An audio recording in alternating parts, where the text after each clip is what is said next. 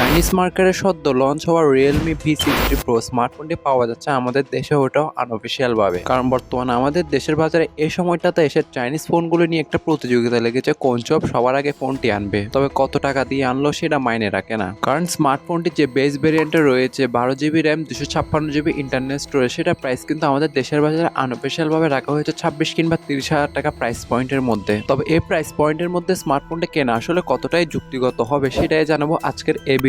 তাই চ্যানেলে নতুন হলে চ্যানেলটি সাবস্ক্রাইব করে ভিডিওটি লাইক দিয়ে ভিডিওটি শুরু করা যায়। ডিজাইনগত দিক দিয়ে ভি সিরিজের সব থেকে সুন্দর একটি স্মার্টফোন বলতে পারেন, তবে ডিজাইনটা দেখলে কেন জানি রিয়েলমি C75 এর কথা মনে পড়ে। স্মার্টফোনটিতে উভয় ক্ষেত্রে ব্যবহার করা হয়েছে আপনার পলিকার্বনেট কিংবা প্লাস্টিক। এত দামি একটা স্মার্টফোনে পলিকার্বনেট একদমই আশা করি নাই আমি। যার সম্পূর্ণ ওজন করা হয়েছে 197 গ্রাম এবং থিকনেস করা হয়েছে কিন্তু 8 মিলিমিটার, সেটা ভালো রাখলো কারণ স্মার্টফোনটিতে কিন্তু ব্যাটারি হিসেবে থাকছে 5600 mAh একটি ম্যাসিভ ব্যাটারি। পাশাপাশি কিন্তু বক্সে প্রোভাইড করেছে 45 ওয়াটের একটি ফাস্ট চার্জার। তার সাথে 5 ওয়াটের রিভার্স চার্জিংকে মিলিয়ে স্মার্টফোনটির ব্যাটারি কম্পাউন্ড অন্যগুলো থেকে একটু এগিয়ে থাকবে।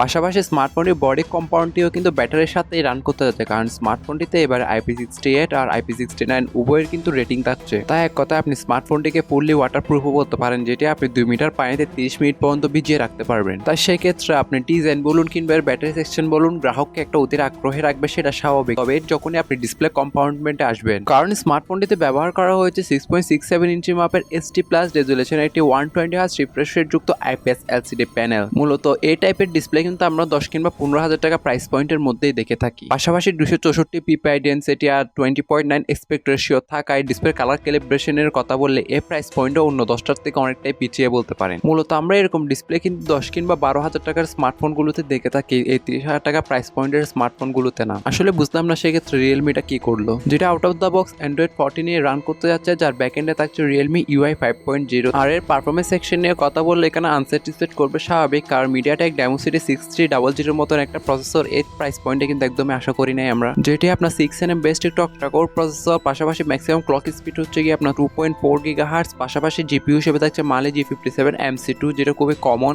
আর আন্তত চিপসেটের স্কোর এসেছে অলমোস্ট 4.5 লাখের কাছাকাছি। তাই আমি মনে করি যে 30,000 টাকা প্রাইস পয়েন্টের মধ্যে আর একটু পাওয়ারফুল চিপসেট কিন্তু আমি আশা করে থাকি। পাশাপাশি চিপসেটটি টাকায় স্মার্টফোনটিতে আপনি পাবজির মতন গেম টাইনা টোনে 40 FPS রেখে প্লে করতে পারবেন। পাশাপাশি নর্মালি আপনার যেসব ডে টু ডে মাল্টিটাস্কিং রয়েছে সেগুলো মোটামুটি ভালোভাবে হ্যান্ড ওভার করতে পারবেন। আর ক্যামেরা কম্পাউন্ড নিয়ে বললে অনেকে হয়তো ভাবছেন দেখা ট্রিপল ক্যামেরা সেটআপ রয়েছে, তবে কাজের সেন্সর একটা এসে 50 মেগাপিক্সেলের ওয়াইড যুক্ত সেন্সরটি। পাশাপাশি যে সেন্সর রয়েছে এগুলো একদমই ফালতু বা কোনো কাজেরই না বলতে পারেন। আর সর্বশেষে যেটি রয়েছে সেটা একটা ডামি সেন্সর। আর ব্যাক ক্যামেরা দ্বারা সর্বোচ্চ আপনি 1080p 30 fps ভিডিওগুলো ইজিলি শুট করতে পারেন। আর ক্যামেরা কোয়ালিটি নিয়ে বলবো যে মোটামুটি এই বাজেট রেঞ্জে অন্য 10টা থেকে অনেকটাই পিছিয়ে থাকবে। মোটামুটি দিনের আলোতে টুকটাক লেভেলে যা ছবি তুলতে পারবেন আর কি। আর সেলফি ক্যামেরা হিসেবে থাকছে ফ্রন্ট ফেসিং 8 মেগাপিক্সেলের একটি সেন্ট্রাল পাঞ্চার সেলফি ক্যামেরা, যেটা এই প্রাইস পয়েন্টের মধ্যে আমরা একদমই টোটালি আশা করি নাই। আর সেলফি ক্যামেরা দ্বারা সেলফিগুলো তোলার পর সেলফিতে কিন্তু অনেক কিছুরই ঘাটতি দেখা দিবে, কারণ এই প্রাইস পয়েন্টের মধ্যে কিন্তু আমরা মিনিমাম 16 মেগাপিক্সেলের একটি সেলফি ক্যামেরা আশা করে থাকি। তবে স্মার্টফোনটিতে থাকছে 3.5mm হেডফোন জ্যাকের গর্ত, প্রাইমারি মাইক্রোফোন, টাইপ-C স্লট, দেন প্রাইমারি স্পিকার, থাকছে না কোনো স্টেরিও স্পিকারের সাপোর্ট। অল ওভার স্মার্টফোনটি নিয়ে বললে আমি কখনোই এটাকে ভ্যালু ফর মানি জীবনেও বলবো না। তবে আপনারাও যেহেতু স্বাধীন দেশের স্বাধীন নাগরিক, তাই আপনাদেরও কিন্তু নিজেদের চয়েস করার স্বাধীনতা রয়েছে, কারণ স্মার্টফোনটির বডি আর ক্যামেরা এই দুইটা সেকশনে মোটামুটি ঠিকঠাক, বাকি সবকিছুই হতাশাজনক।